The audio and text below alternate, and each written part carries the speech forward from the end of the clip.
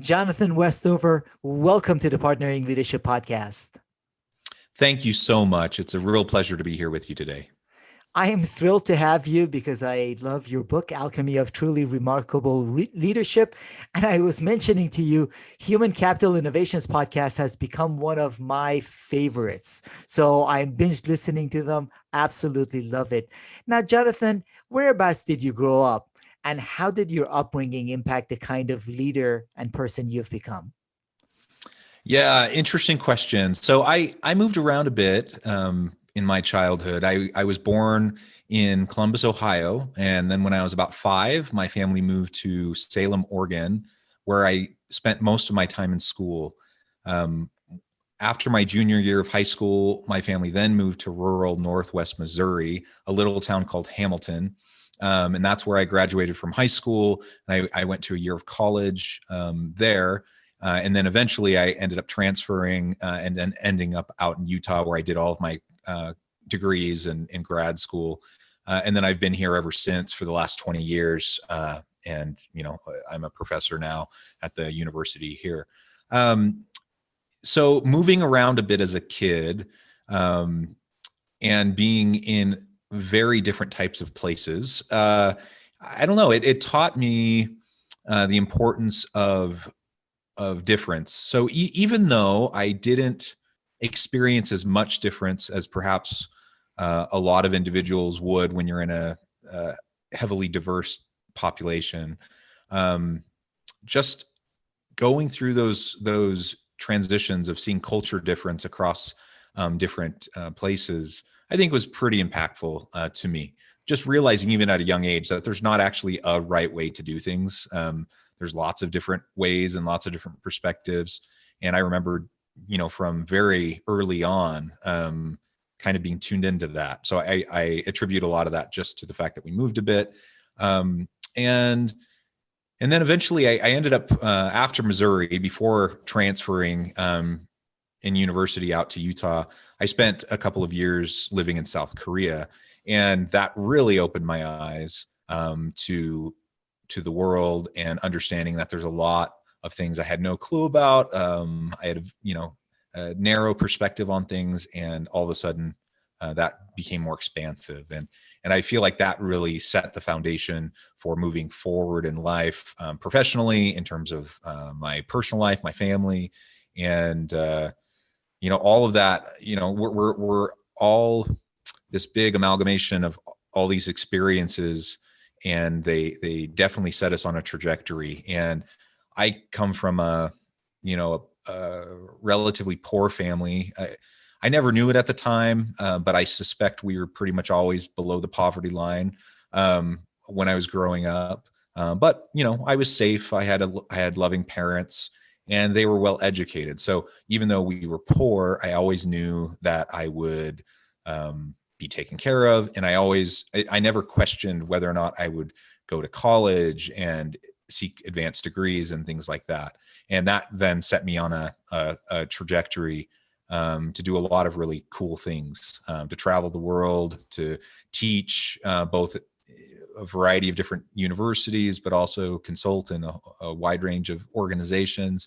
And, I have to thank my parents for that. They instilled in me very early on the value of education, the value of critical thinking, the value of challenging the status quo.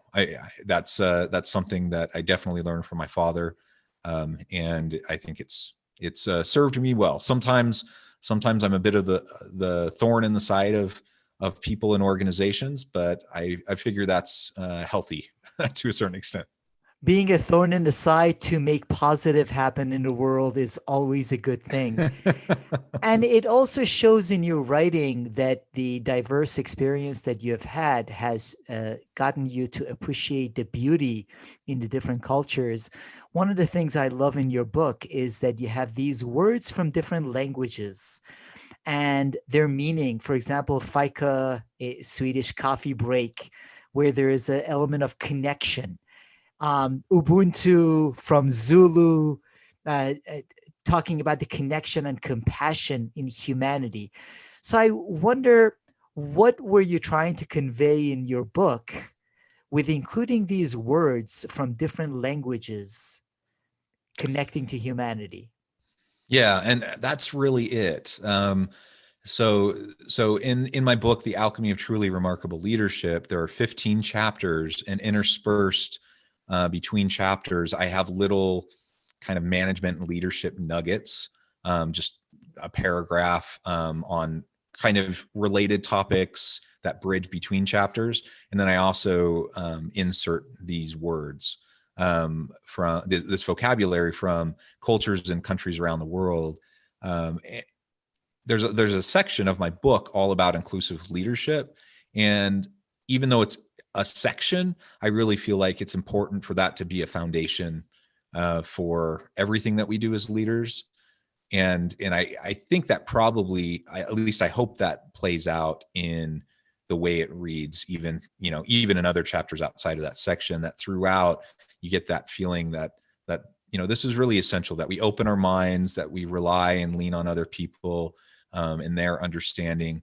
And over time, as I've encountered different cultures and worked and lived in different countries, these different vocabulary words or proverbs, they've stuck out to me. I don't know if it's a function of me living and working in South Korea, as a young adult, where I was learning the Korean language, but I just really learned to love language and the deep cultural meaning that's embedded in a lot of this language that, frankly, I took for granted. English is my first language. I never even thought of language that way until I started to experience different cultures and realizing the richness there. So my hope is that just these little nuggets of exposure to these different cultures and languages, each of which I think have deep meaning that contribute to the overall tone of the book and kind of the pacing and the trajectory, of our individual personalized journey to discover our own leadership. That's why I included them, and hopefully it will aid in self-reflection, and as we try to consider how we can better implement some of those ordinary everyday practices that will lead to extraordinary results, as is the subtitle to the book. Each of them, Jonathan, are a beautiful dot with its own meaning, but standing back and seeing all of them is a story of what you're trying to convey, which I really appreciated. Now, you also chose the word alchemy. What does alchemy mean? Yeah. So, well, let me start with a little bit of background. So, as I was putting this book together, I'm an academic. I teach at the university. I do a lot of academic research. Like 99% of everything I've written up to this point in my career has been scholarly, academic in nature. So journal articles, academic books, things of that nature. And then about a year ago or so, maybe a year and a half ago, I decided I really should start to try to translate this into kind of everyday parlance, not research dense language. So anyone could pick up and get nuggets and ideas and figure out ways that they can implement and improve their life. So that was the main motivation behind this book. So over the last year and a half, as I've started to write for different outlets like Forbes and various magazines at hr.com and places like that, I started to refine my thinking around how do I convey these messages and this research that I've done over decades, so that it can reach the end of the row. It can really speak to everyday individuals and leaders in a variety of organizations. So that was the main purpose, the main goal. And it was a bit of a challenge just because I'm so used to writing academic research. And it was a lot of fun to try to figure that out. So I had the book written before the title was set.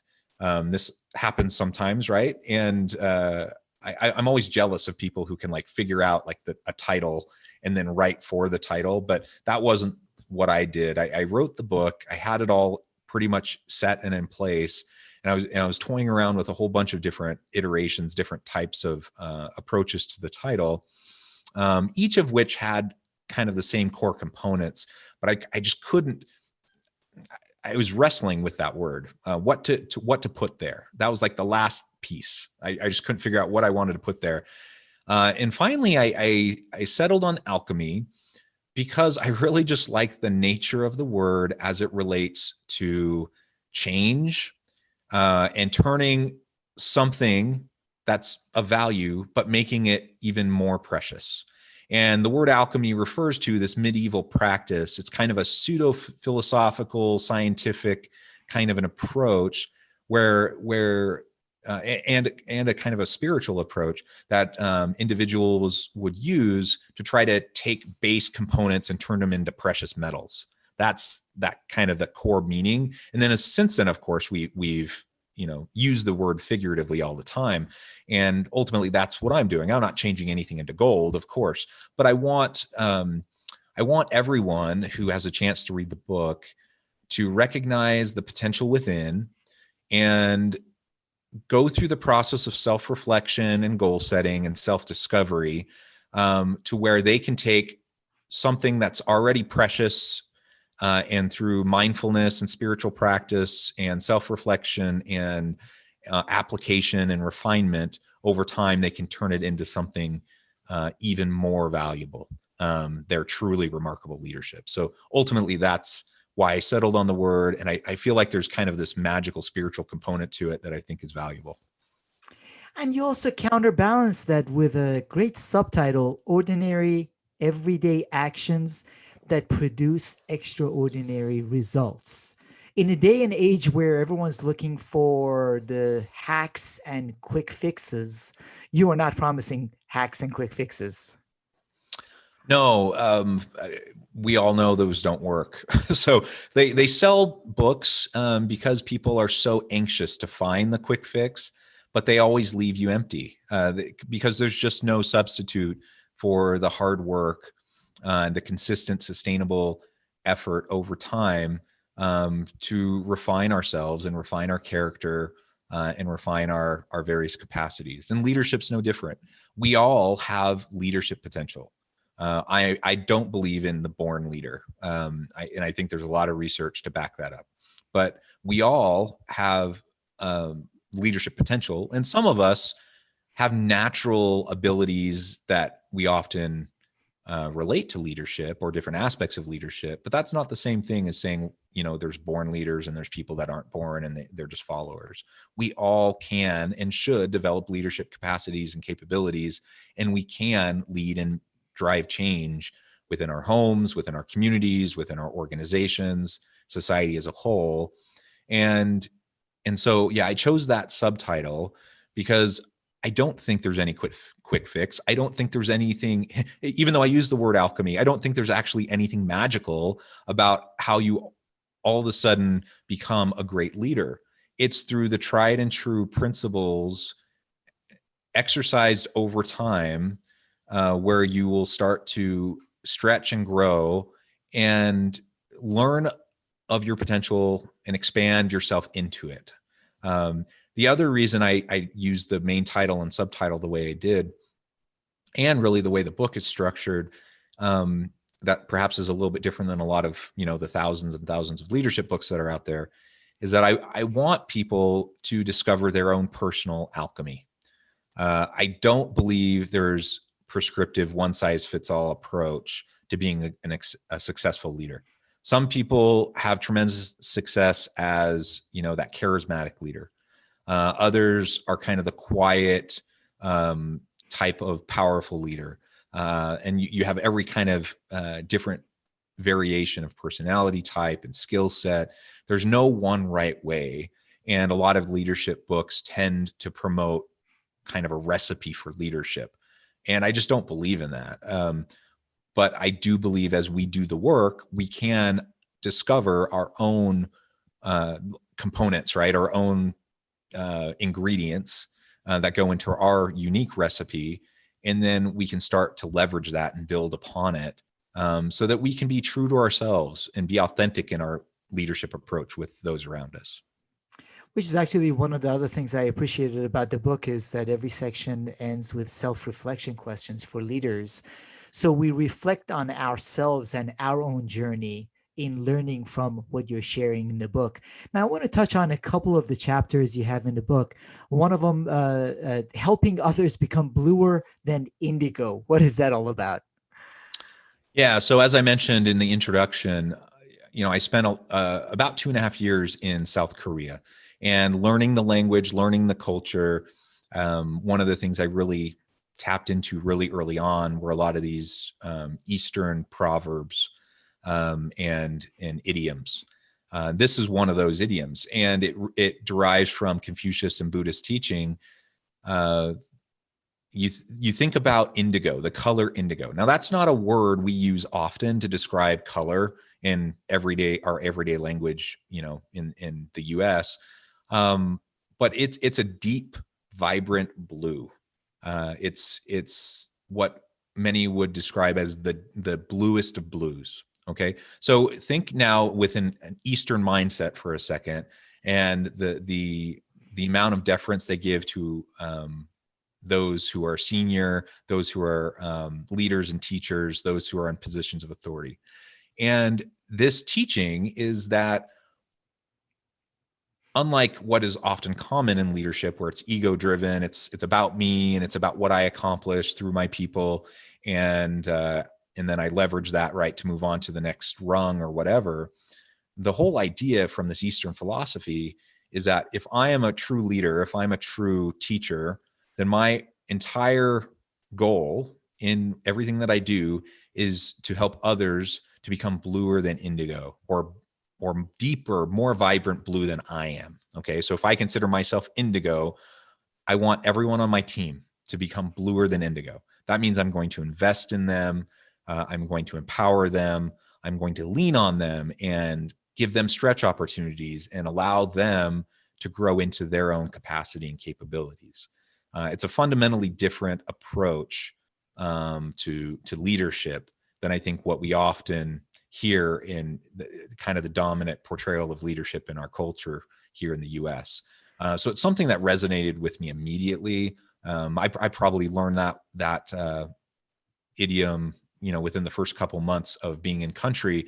And that was over 20 years ago. So it's always stuck with me. And I believe it's essential as we try to understand our connection with those around us in fulfilling our own leadership potential is fulfilled as we develop those around us. And Jonathan, that's what I was wondering about when we think about the Elon Musks of the world and the stories that are told and the narratives we hear. They run slightly different than the helping others become bluer than indigo. So are they the exceptions and this is the rule? Or what would you think about the narratives we typically hear about leadership success versus leaders that help their team members become better than themselves?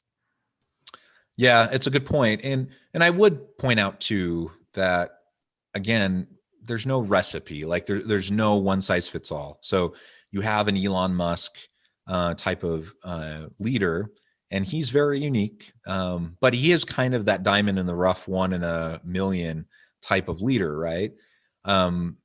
And frankly, most of us aren't like that. We don't have that capacity to be successful that way.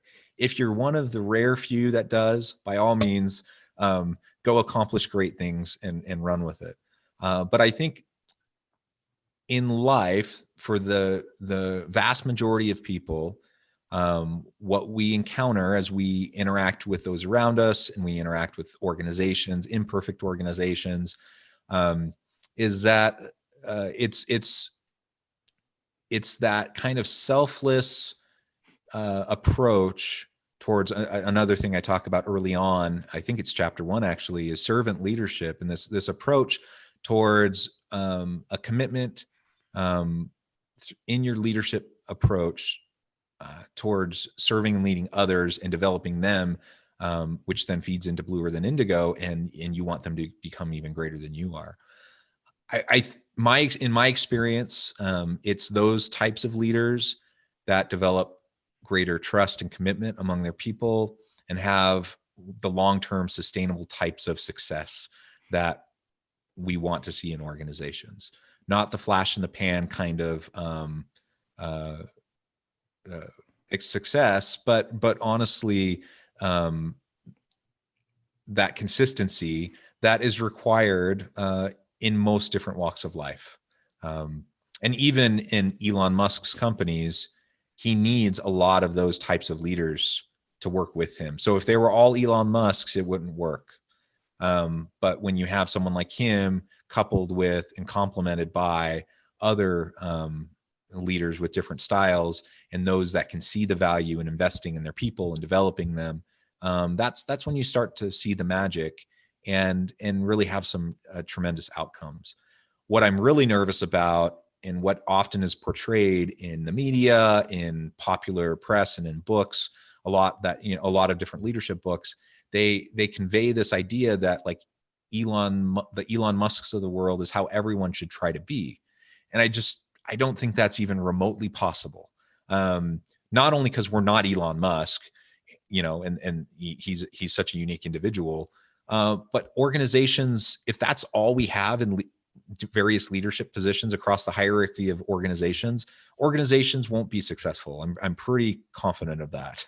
So, and so much research goes into me saying that, even though we don't have the time to go into all the nuts and bolts behind why I'm suggesting that. But ultimately, at the end of the day, I think a servant leader type of a mindset and a development mindset of helping those around you, as Bluer than Indigo suggests, I think that's a winning combination that will help a lot of people find success. I'm so with you, Jonathan. I find that sometimes we use some of these exceptional leaders like an Elon Musk or a Steve Jobs and look at their inexcusable behaviors or some weaknesses that they have, and in order to excuse our own lack of leadership at different levels in organizations. So totally aligned with that. And one of the things that you get into also in that chapter is a challenge that I see with a lot of leaders. The higher up we move in organizations, the bigger our blind spots become rather than shrinking our blind spots. You touch on the Johari's window and have an exercise around it. What is the Johari's window and how can we use it to become more effective leaders? Yeah, so I refer to the Johari window, and I do have kind of this little insert of just a very simple exercise that we can go through as leaders to try to uncover those blind spots. And perhaps we can even tie this back to another proverb that I talk about later on in the book, Frog in a Well, because it relates also.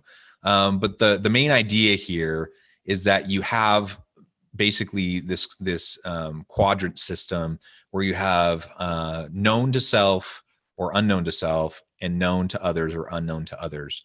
And what we want to try to accomplish when we're working with people is to create as expansive of an open area as possible, so that what is known, so in terms of my behavior, my actions, my attitudes, how I view the world, that's known to me. I understand that about myself, and that others know that about me. I'm transparent enough and I communicate well enough that other people recognize that in me, right? And the more other people see things in me that I don't see, the more problems you have. The more I see things in myself that other people don't see, the more problems you have.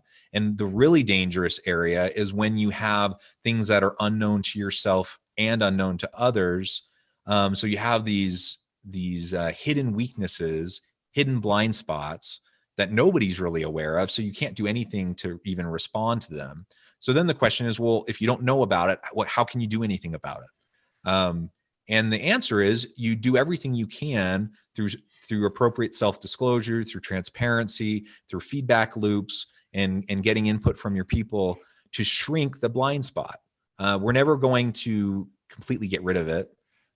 It's part of the human condition that we're limited in terms of our perspective, and we can't know everything, but we can reduce that blind spot. And some leaders, and in my experience, it's largely the very ego-driven types of leaders. They tend to have the biggest blind spot because they don't practice self-reflection all that much because they kind of figure like they have it all figured out already. And they tend to end up being surrounded by people, whether it's on purpose or not. They end up being surrounded by sycophants and individuals who are yes men and want to tell them, what they already, they want to tell you what they think you want to hear. And so your blind spot grows and you think you're this brilliant person that has the answer to everything because it's constantly reinforced that way. Unbeknownst to you, you're missing all these things constantly because you're just completely unaware of it. That's what we want to avoid. It's not completely unavoidable, but we can mitigate it just by transparency, communication, and feedback loops and things like that. I was actually on the executive team with a brilliant CEO, and he actually encouraged and would reward people to oppose his perspective and try to reduce his blind spots. It was incredible. Initially, the executive team, people didn't know what to make of it, but eventually they realized, no, he really wanted that and he thrived on it. So it created a very healthy culture. It's absolutely important. Now, you also mentioned chapter 6, you talk about leading a growth culture rather than a performance culture. What is that all about? Yeah, I think it's really important for us to seek the right goals when we're trying to be successful as individuals or successful as an organization or a team within an organization. And when we focus on performance and we focus on outcomes, um, particularly if we're not careful, which despite good intentions, a lot of organizations aren't particularly careful about this. We end up selecting the wrong metrics to measure the wrong things that reinforce the wrong behaviors and actually end up undercutting other approaches that need to be taken or other areas of performance or behaviors that need to be consistently done. And we, unbeknownst to ourselves, we end up undercutting our own long-term sustainability as an organization. So I'm not suggesting that we shouldn't, try to have good performance as an organization. But when that's our number one goal, and particularly if we're not clearly identifying the right objectives and the right metrics, to assess whether we're achieving it, then it does cause problems. But having a growth culture is different and it can actually lead to higher performance as well. So the natural byproduct of a growth culture is greater innovation, greater levels of performance. But the growth culture focuses on the journey, not just the output.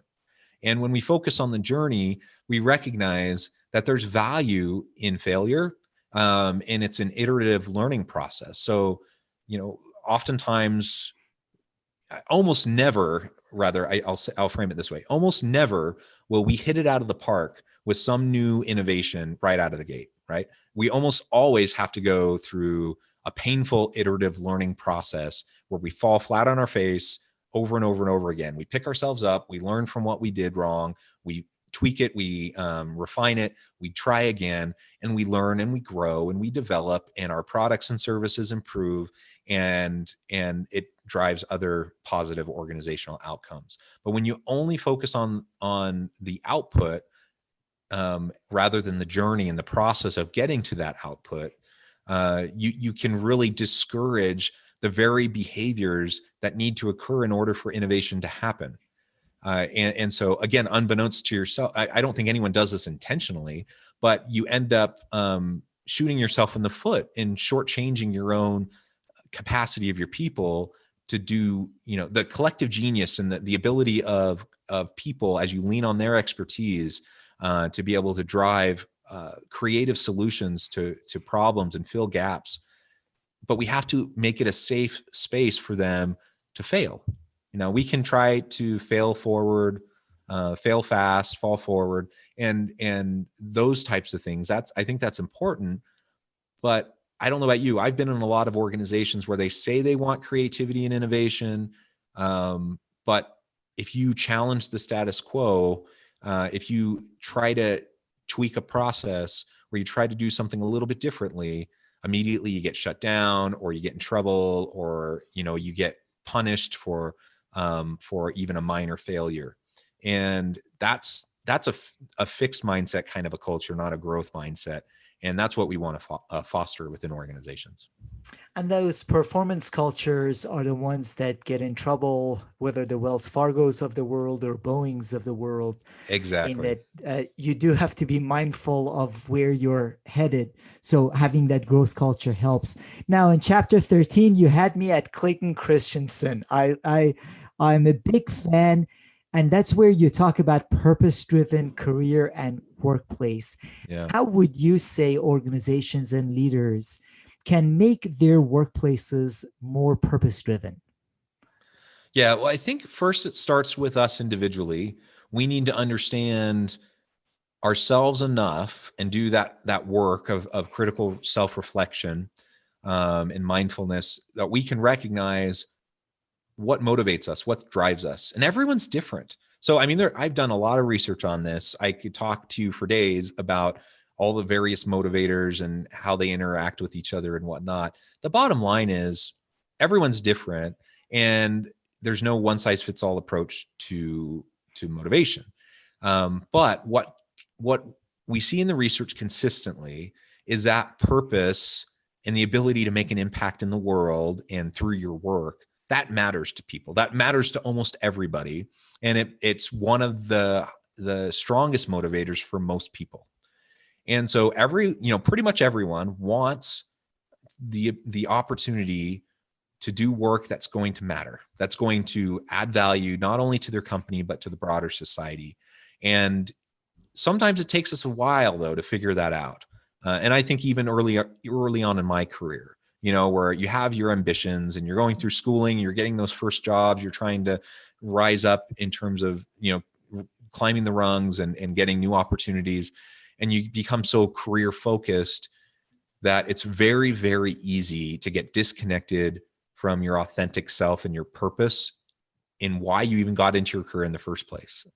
But if we can tap into that and understand who we are, what drives us, what motivates us, we can better figure out and align our purpose with our potential employer. Or if we start our own company, with the culture we create within our own company. But every organization has different types of cultures. And I'm not just talking about mission statement, value statements, the banners on the wall. Those are nice. And I think, they're important as long as you're walking the walk, along with talking the talk. But ultimately, it starts with the individual to know their purpose. Hopefully, then they can align with the organization they choose to affiliate with that has a similar type of purpose. Now, as a leader, if I understand that one of the greatest drivers of sustained creativity, innovation, and performance is going to be me helping my people connect their purpose to the organization's purpose. If I recognize that, then what that means is I need to proactively learn about my people. I need to develop connections and relationships that are meaningful, authentic, and trust-driven. And only then will I really start to fully understand what makes each of my people tick. And then I can start to craft and design opportunities that will more tightly and closely leverage not only the skill set and the capabilities of each person, but also their passion and the purpose that they have, and connect it back to what they're doing on a day-to-day basis, connect it back to what they're doing as their kind of overarching goal for their career. In my experience, most organizations don't do that very well. Most organizations don't even have a particularly clear sense of their organization-wide purpose or culture, and even fewer have those types of leaders that can truly do that connectivity, the work behind the connectivity to make sure that they're aligning and ensuring some really good person organization fit in terms of that purpose. And that purpose, Jonathan, has become even more critical since organizations went through both the beginning of the crisis and since, for many, whether working virtually or even frontlines workers that are not working virtually, connection to purpose at least has been something people have been talking about. Doing it is a different story. So, part of what I would love to get your perspectives on as organizations are facing faster and greater disruption than they've ever faced before, with respect to leadership and your thoughts, what do you think it takes to lead effectively at this time? In addition, obviously, your insights are relevant for leaders always. What is most critical right now at this pace of disruption? Yeah, and that's actually how I start the book. In chapter one, I briefly lay out the current context, the current landscape, the fact that you look over the last 50 years of world economic business history and how things have shifted and changed. And then we don't have a crystal ball, but we can look at trends and we can kind of make projections and see the likely trajectory of where things are going. And so I think we can make some reasonable assumptions about what the next 5, 10, 20 years might look like as we move into the future. And with that, it's going to require a different type of skill sets and capabilities. Now, there are some fundamental principles, as you mentioned, fundamental principles that I think do tend to apply across time and space and context. But how we go about implementing those and carrying them out and living them, I think that does need to shift and that does need to change. One of the very interesting things to me is I wrote that chapter actually pre-pandemic. And so I'm thinking about things like disruptive technologies, disruptive innovations. I'm thinking about geopolitical and socioeconomic shifts on a global scale, all these different drivers that are shifting the nature of work, the nature of professions. And all of this, I think, is really important to think about. And organizational leaders really need to carefully consider how they fit into this contextual mix. But I wrote all that before the pandemic hit. And then the pandemic hit.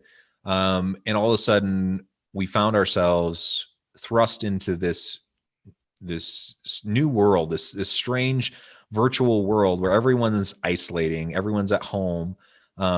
So many people are working remotely.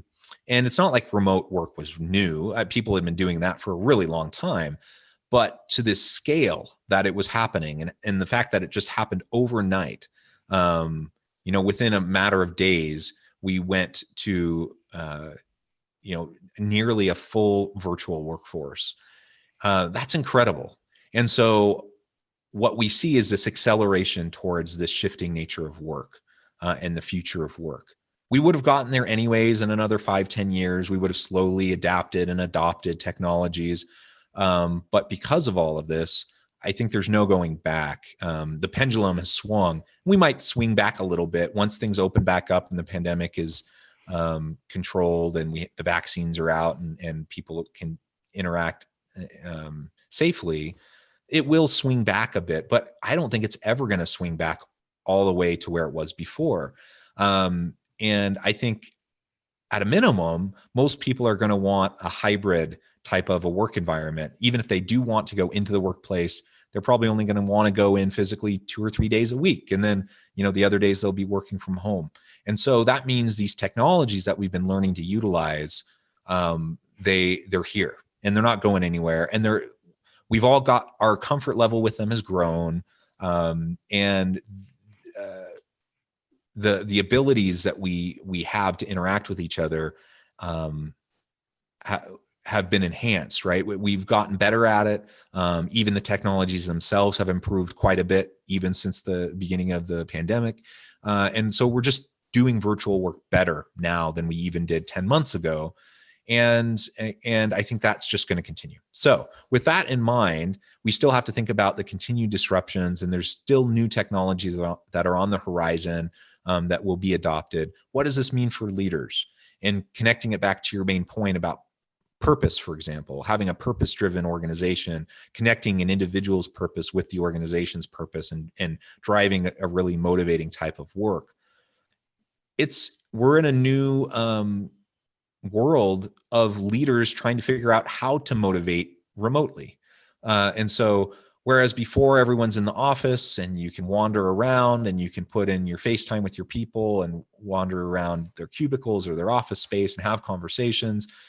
Now, it's not like we can't have those conversations. They're just not going to happen as organically as they happened before. So we have to be more proactive.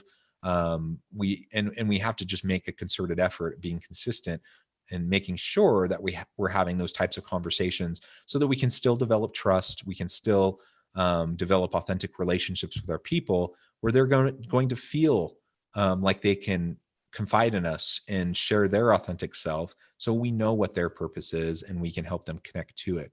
I also think, the banners, the motivational posters, all that kind of physical stuff that you often would see in the workplace, that doesn't kind of matter anymore, right? If you're just at home, all of that collateral physical stuff, it just doesn't even matter or resonate anymore. And so I'm not sure how really effective it was before anyways, but let's just assume it had some efficacy. Now it really doesn't have much of any efficacy. And so it has to be more relationship driven. It has to be more conversational and ongoing attention to it, so that we can continue to embed it throughout our culture, throughout our processes, such as, our performance review processes, our feedback and mentoring, career development, all that kind of stuff. We are forced to focus more on the core elements rather than the surface elements, which does make it really tough, Jonathan. Now, your book is fabulous, Alchemy of Truly Remarkable Leadership. In addition to your book, what other leadership books or resources do you find yourself recommending to leaders as they want to improve their own leadership skills? There's so many. We don't have a lack of resources, which sometimes does make it difficult, though, to sift through, right, and try to figure out what's worth our time and attention. I love Harvard Business Review. I'm reading those articles all the time, both for kind of cutting edge trends, but also just good thought pieces that force me to maybe challenge my assumptions. People like Clayton Christensen. I was really sad when he passed away. It's almost been a year now. It was the end of January 2020 when he passed away. And even though we never met, he's a personal hero of mine. I just love his books. All of them are great. Other individuals like Dave Ulrich, who I have been fortunate enough to meet on a number of occasions and interact with on a number of occasions. He puts out great work, both in terms of shorter articles that are, anyone can connect with him on LinkedIn, and he's constantly putting out stuff, but also he puts out like a book a year, and they're almost always fantastic. So, there's just so many great resources. I reference a whole bunch in my book, even though it's not a research book, it's not an academic book. I do have citations, and I do reference different sources that I think are particularly important. I think of, for example, we talked about growth culture, growth mindset. Carol Dweck and her book, I think, is just so foundational that everyone should read that book. The Why of Work by Sinek. There's just so many great works that are out there, and fortunately great podcasts as well. Between audiobooks and podcasts, even if you're not like someone who can sit down and read for extended periods of time, pop those in and listen and get your fill, because I think you deserve it, and there's so much great stuff out there. Those are great recommendations, and I couldn't agree with you more on podcasts. I am a big fan of Human Capital Innovations podcast. As I said, I'm binging on it. Great solo episodes, great interview episodes. In addition, obviously, to your book and to your podcast, how would you recommend for the audience to connect with you or follow you, Jonathan? Yeah, you can connect with me on LinkedIn. Just look up Jonathan Westover on LinkedIn. I'll pop right up. I'm fortunate enough to have a name that's somewhat unique. And so there's not a lot of competition there. If you just search for me on LinkedIn, I'll pop up. And I would love to connect with you. And that's a good hub point that can connect you out to a lot of different things that I'm involved with. You can also find me on my consulting website. Human Capital Innovations is the name of the company. The URL is innovativehumancapital.com, where you can find the podcast. You can find the Human Capital Leadership magazine. We do a lot of research briefs and webinars and a lot of that kind of stuff. That's also there, and it's all free resources. So would encourage you to leverage that. The podcast, I don't know, something like 340 episodes or so in. So there's a huge back catalog. If you go on to the Human Capital Innovations website and click on the podcast tab, there's even an area where you can look at episodes by topic. So if you're interested in a particular topic, that because it's all scattered right throughout the 12 seasons, all the 340 or whatever episodes, but you can hone in on particular topics and listen in to some great interviews and other things like that. The book is available all major retailers. Amazon's probably the easiest place. So if you just look up The Alchemy of Truly Remarkable Leadership on Amazon.com, you'll find that right away. It's available in ebook, on Kindle, it's paperback, and also the audiobook is available as well. So I definitely appreciate any support that anyone can provide. I hope that you will find the book to be valuable. It certainly was a lot of fun writing, and I've been pleased with how it's been received, and appreciate the opportunity to talk about it with you here today. Yeah, it truly is purpose-driven, and that's part of what I really appreciate about it, Jonathan. And in closing, I wanted to actually read a quote toward the end of your book from Aniel Sam Chisen. You quote him as saying, could anything be better than this? Waking up every day knowing that lots of people are smiling because you chose to impact lives, making the world a better place. Jonathan Westover, you are making the world a better place. Thank you for joining us on the Partnering Leadership Podcast.